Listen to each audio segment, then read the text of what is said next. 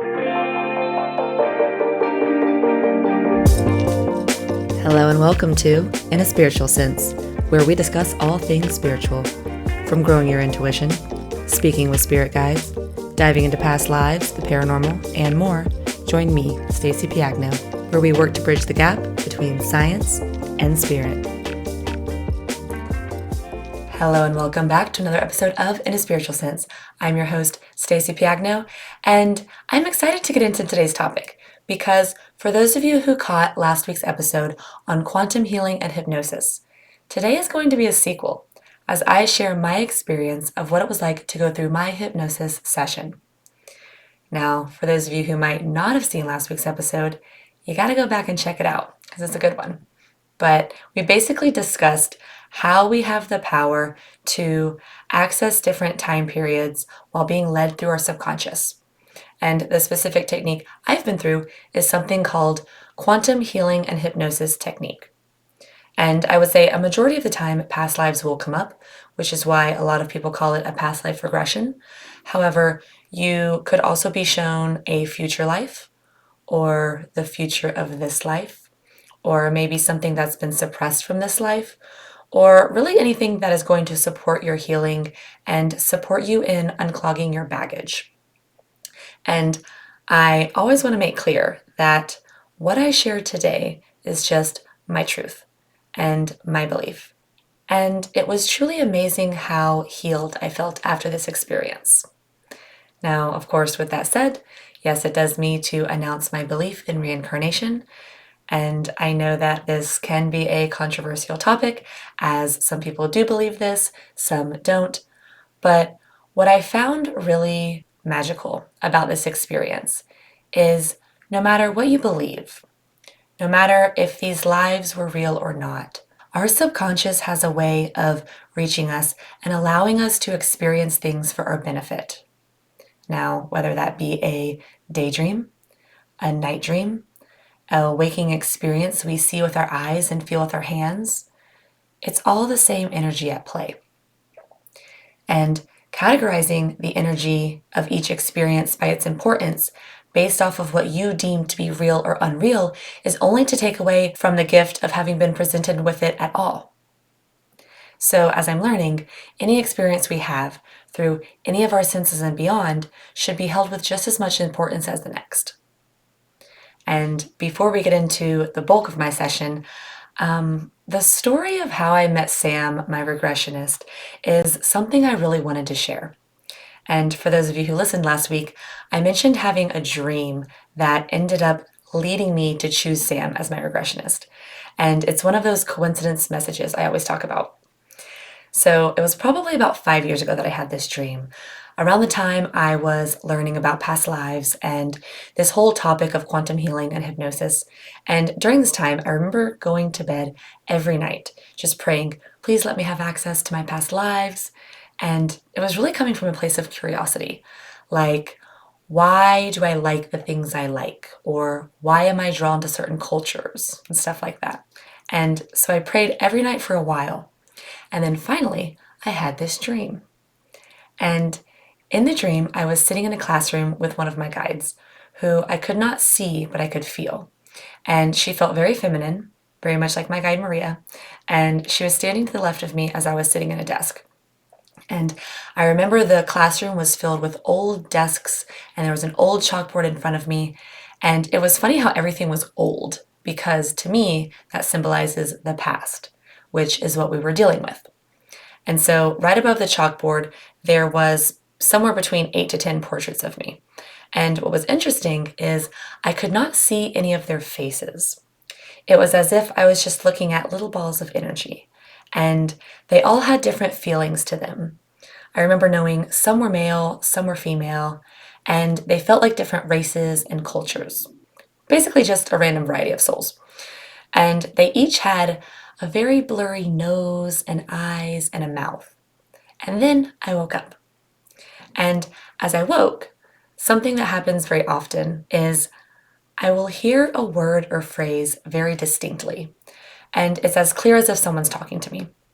And I have found this to be the strongest moment to receive information from my subconscious because, again, that window of being connected to our spirit side is still open.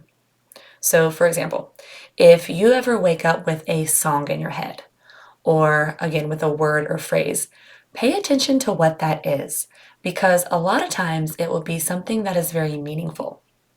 Or it might just sound random and you might have to sit with it for a while. But usually it does come back full circle. So, as I woke from this dream, I immediately heard the word Indian. And it was this very strong knowing of someone from India. And at first, I didn't really know what it meant. I kind of figured, maybe one of my past lives was from India. And for a while, I tried really hard to make that idea fit, but it didn't quite feel natural. So I just wrote it down and I moved on. Now, 5 years later, I was ready to start looking for a regressionist, and I'm Googling past life regressionists in Florida. And about the second or third link down, I see a picture of Sam. And right away, it seemed like there was an instant connection. And so I continued reading up on him, and it seemed like he would just be a good fit. So I thought, well, maybe I'll give him a call.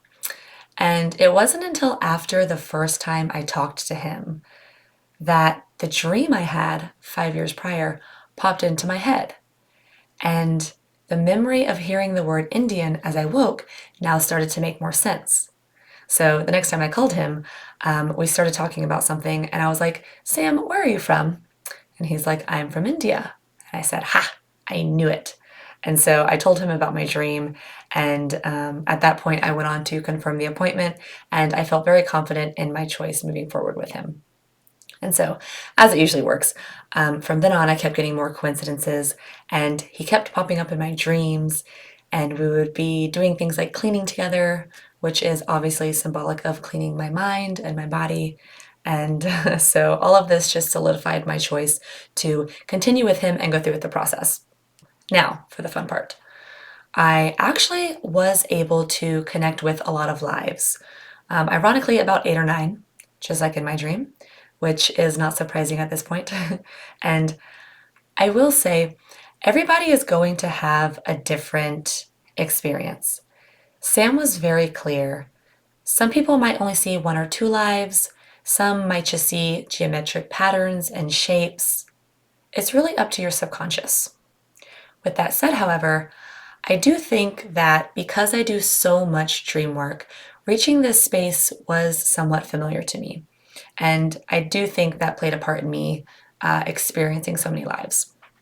But I actually only have a handful I feel the need to share because I really don't want this to be something that is just for the theatrics. I really do believe this process is intimate. So I have decided to share what I am going to share because there is a purpose to me sharing the lives I'm going to talk about. And my hope is to help others through my experience. So the first life I was shown made me start crying right off the bat. And how it started was I was walking around in my current house in this life. And that was actually a technique to help me start visualizing. But I walked into my bedroom and tears immediately came out. And there sitting on my bed was this shaman medicine man. And I had the strongest sense of knowing that I was somehow connected to this spirit. And I could see him so vividly to the point where I could describe every hair on his head.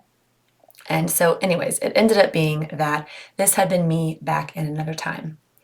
And so we went through the life, and the highlights were basically that I was a healer for my community, and my daughter had been killed by intruders while I was out on journey. And because of my responsibility to my community, I continued to heal others while holding on to my own pain. And as a result, I held on to this feeling of guilt, and I had this lingering feeling of a lack of control. And when Sam asked how I felt about all the work I had done for my community, I responded with, it is busy, but it is good. It is my purpose, but my responsibility takes the forefront. Then, after this experience ended, I was gently guided to another setting where I heard men talking and waves. and I was now on a big wooden ship. And as I looked down at my feet, I saw I was barefoot with tattered pants, and I was now in the body of a young boy who was working on a pirate ship. And all I did was scrub that ship all day long. And I had been taken from my family with no friends. I was just by myself with my scrub brush in my hand. And it was that scrub brush that was the most important object from this scene. And I hated it. And I was stuck. And this life was nothing but work. And at one point I said, I am just so exhausted. And so, after going through these first two lives, I noticed a theme that started to appear with work and responsibility. And as a bit of background, before you go into these sessions with Sam, he has you come up with a list of questions that you want resolved. And one of the questions on my list was, why do I feel so guilty when I'm not giving 110%? Because in my life now, I sometimes have a really hard time slowing down or saying no to helping or basically doing anything for myself. And so by me experiencing these first two lives, I was able to see some patterns that matched my life now. And something we're going to get into in a minute is being able to notice the story that you're living in and separate from it and see if it's serving you. And by going through these lives, I was able to see that I am reliving a pattern of serving others over myself. And through my awareness of this, I have been better able to separate from this and observe what it is that I need and see how I can better change my choices to conserve my energy. I had this situation not too long ago where I could have potentially been seen as irresponsible. And it was basically something where I took a little break from work and it was something I needed to do for myself. But I was so worried about how I would have been portrayed and that I could, not even that I was, but that I could have been seen as irresponsible. And so I started to get a little anxious about it and I felt guilty. And thankfully, this was a little after I had done my regression. So I was instantly reminded about my past and how this was a pattern that I often go through. And I made a conscious choice to acknowledge I was only feeling this way because of my past conditioning. And as a result, it really did help me separate from my feelings and do what was best for me without the guilt. So, moving on. A few lives after the pirate ship was one in which I was living as a queen. And by no means was this a fantasy. I was actually very unhappy and very rigid. And I remember I was wearing this really heavy red cloak, and I had red hair pinned up and fair skin, and I could feel my back and body stiffen up during this part of the session, where I literally pointed it out to Sam. I was like, do you see my body right now? I feel so rigid. And in the initial scene, there appeared to be some sort of ceremony going on because there was a crowd of people down below me to my left and right.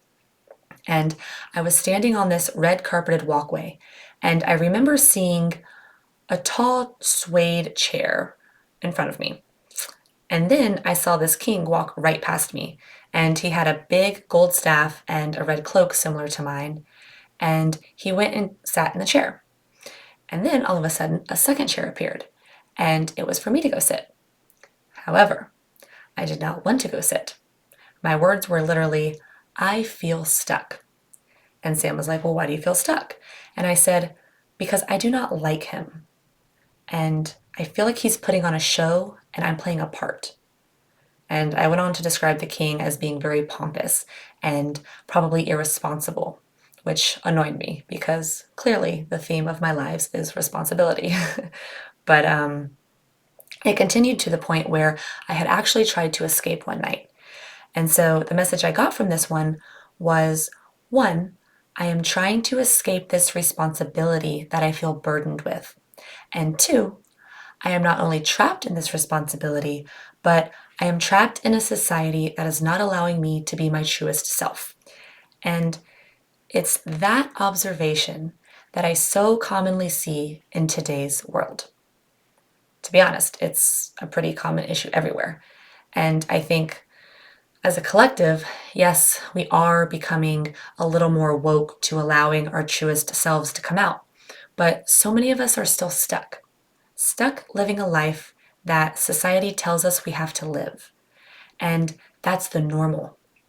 It's like being stuck in society's patterns, living for others is normal. And I think it's about time that we become familiar with who we truly are and live for that person, because we're the ones that are supposed to be in charge of these vessels, not the other way around. And so, to add to this life, there was another one that seemed to pair with this message where I was living as a ballerina in Russia. And the beginning of this one was so cute because I was shown my younger self at about the age of 5. And I remember I was living in a very strict environment. And there was this one scene where I was in a church and I was sitting in a pew and everyone was wearing black and sitting up straight. And I was really bored. And when I was asked to look down at my feet, I said, "Oh, I'm wearing my ballet slippers." And I was very excited. And when I went back and listened to the audio, it was funny because my voice changed from being very stale to being happy and carefree. And then when I spoke about my environment, my voice dropped again. And I explained how boring it was. And Sam was like, "Well, what is it that you like to do?" And I immediately said, "Dance." And it was so funny rethinking about this part of the session because I very much remember feeling like I was 5. And so the life continued on with my recitals and me on stage and so forth.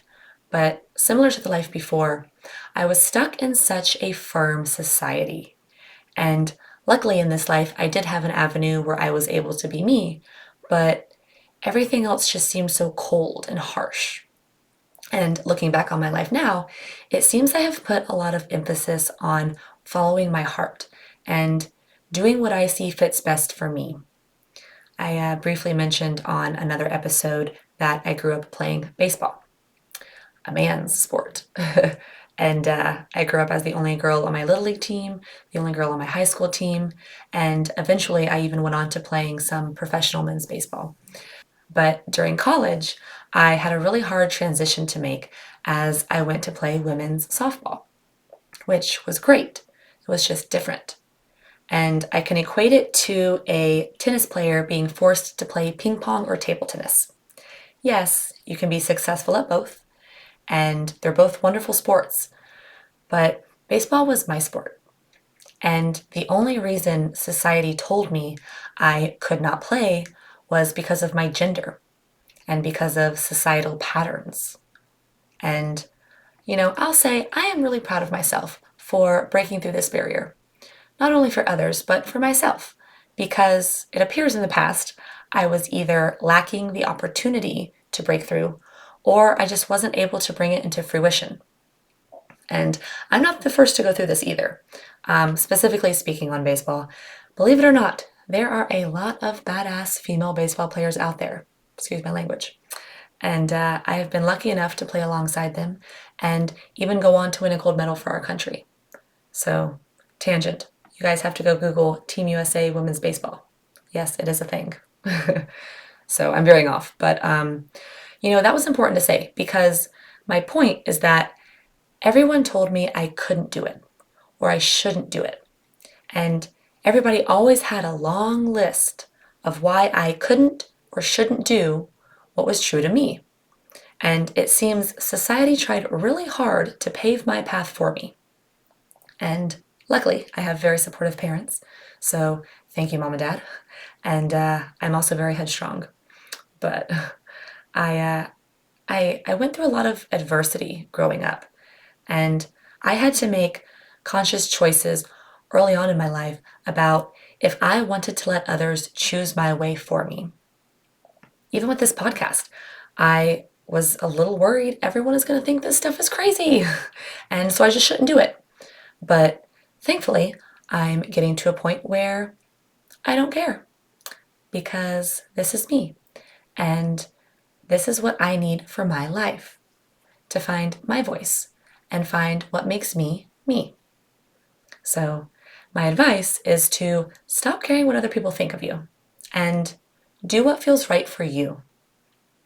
But that's not to be confused with not caring about how you make other people feel, because I do think that's important. But don't let others' opinions of you alter who you are or the choices that you make. Take advice from others when needed, but then go within and find what fits best for you. And so, after my session and listening to the audio over and over, I really realized how much time we spend stuck in our stories. And when I say story, what I mean is the stuff you feel is happening to you, or the behavioral patterns you're stuck in. Now, if it is serving you, then great, stay there. But if it's not, don't you think it's time for us to break out of the facade? Because we can cultivate anything we want. It's only up to our imagination. Who you want to be and what kind of life you want to live is all up to you. So, if you feel like you are living in a role, please understand, it is 2022 and it is time to break free from your role, because you don't know anything to anyone, only to yourself. So start living for you. There is nothing selfish about living for yourself and putting you first. And for those who have the trait of putting others over themselves, it is going to be really hard to help other people if you are burnt out or broken. But if you're whole, now that is when you can really make a difference. So after going through these lives and noticing the themes of conformity and structure and hierarchy, I came to the belief that we are purposely placed in this world of such things to find our truest selves and to let that self flourish and to break out of this conformity that we're born into. And it's easy to get stuck in our cycles, stuck in our stories. But having stories, whether helpful or hurtful, is important so we can learn whatever it is that story is providing us with. And because of my belief in reincarnation, I feel it gives us an opportunity to keep trying and keep reliving and to break our patterns of the past so that we can be better for our future and better for generations to come. And the more conscious we are of our patterns, the easier I think it will be for us to break free from them through the choices that we make. And sometimes along the way, we create this kind of frictional karma that results in us getting further stuck in our story. And this friction comes from the way that we react to things that are placed in front of us. It's like we're just sitting on repeat, cycling over and over, reacting and reacting, only to relive the lesson that is yet to be retrieved. But what if we had a reminder that we were just stuck in our story so that we could come out of its perspective and assess the situation from a higher place? Then we could see our story for what it truly is, a story. And as Sam said last week, with space from your story, you can then detach from it. I'm hurt, I'm jealous, I'm irritated, anxious. Whatever it is, catch the cycle and separate from the story. Watch it spin and change your responses. Change from reacting to responding. And respond with great care to yourself and to your story, because our reactions are only affecting ourselves. There is an Indian guru who is very well known in the spiritual world, and he probably wouldn't like to be called a guru because he's like that, but his name is Jaggi Vasudev. Hopefully I said that right. And he talks about karma in a way that really resonates with me. He says, quote, "If your own thoughts, your own emotions, your own body becomes an impediment and doesn't allow you to do your best, that is what we can call bad karma." He talks about how all we can do is our best, and it might not be the best, but it's our best. And if your fullest expression is everything that you can be, then this is good karma. So good karma and bad karma can be seen as this. He then says, "But often your own faculties get in your way. You trip on your own feet. Your own thoughts mess you up. Your own thoughts create stress, anxiety, madness. And what the world does to you is not always your choice, but what you make out of it is entirely yours." And I just love that. So hopping in and out of our stories is a technique that I like to take when dealing with energy that doesn't serve me. For example, think about how you feel right now: hurt, happy, sad. Acknowledge what it is, and now say, "My story is blank. My story is sad. My story is angry." Well, now that you acknowledge that anger, try to step out of it like a suit or like a book. Remember that movie back in the 90s, Page Master, with Macaulay Culkin, and he's jumping in and out of books? I think about that all the time because we are powerful beings, and I believe that we have the power to jump in and out of our feelings and stories, but it starts with awareness. But I can't step out of my story. It's too painful. I've heard this before, and I've also been through this before. But if you're not happy, it seems staying in your story is more painful. Because think about, if you truly were detached from your story, it wouldn't be painful at all. Because a story isn't painful, it's just something that happens. And what we forget is we are so much more than our stories. We might be shaped by our stories, but they do not define us.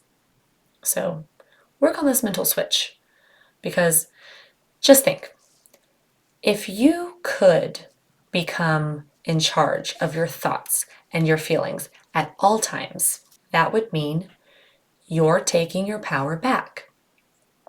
And as far as your physical environment, if it does not suit you, place yourself in another and be strong enough to believe that you can thrive when being out of your comfort zone. I think that's what it is for most of us, is breaking out of our comfort zones, because it's scary and it's unsure and we don't know what's on the other side. And we have been trained by society not to do this. Stay safe and you will be successful. Follow the path that is already there. And so we don't do it. And sometimes it takes willpower, and sometimes it takes reflection, and sometimes it takes time, and we are impatient. And so because of the work and time that it takes, we don't do it. And we would rather live in our suffering than break our patterns. But we forget that we are in charge of our destiny. We are in charge of our life, in charge of our choices. We are the creators of our lives. So be that. Be the creator.